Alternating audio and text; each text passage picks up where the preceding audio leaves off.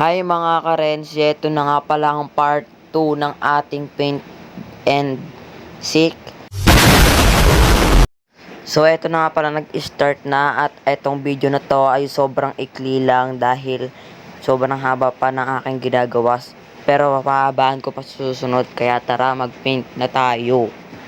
At dito nga pala ako magtatago dito sa may kahon ng kahoy na ito. At sana hindi tayo makita dito. Ito, dadapa muna tayo at bago tayo mag-paint. Pwede na ba itong higa?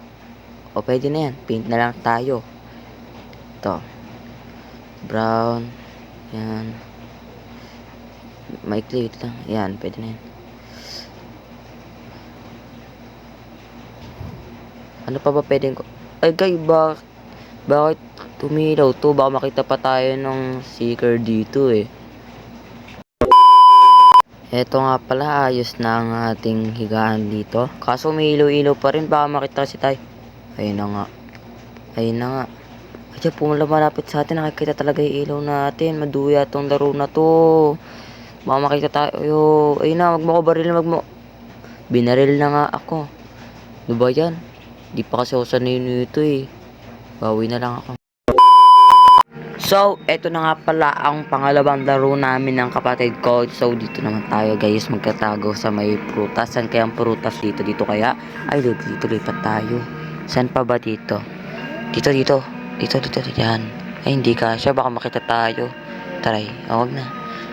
Saan pa ba tayo? Doon. Huwag dyan. Ayan. Diyan tayo sa higa tayo sa mansanas na green. Gana. Ayan, higa na tayo. Teka, di ako makahiga. Di ako makahiga na maayos. Ayan. Ay, hindi pa rin. Wait lang. Ayan, okay na ba yan? Usot pa. Ayan, okay na yan. Kita yung puwet natin. Oh my God! Wow! So, dito lumilipad-lipat muna tayo at titignan natin yung kapatid ko. Ayun, nasa market. Halatang halata, medyo. Kita naman yung kasi pangalan. Ayun, no? Galing talaga magtawag ko ng kapatid ko. Halatang halata.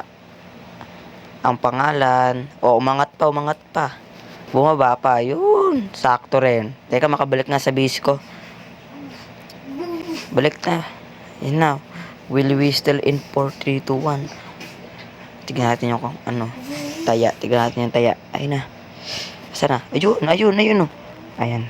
Tingnan natin kung nasan na, baka mamaya malapit pa sa atin eh. Ayan, medyo malapit na rin na. Ayun na. Pupunta dito. Ayan. Dito ko. Naku mo kung makikita ako. Haha. Ayan na nga ba sinasabi ko, ayan, namatay na yung kapatid ko eh. Ay, pupunta pa ata dito, nahalata pa ata oh.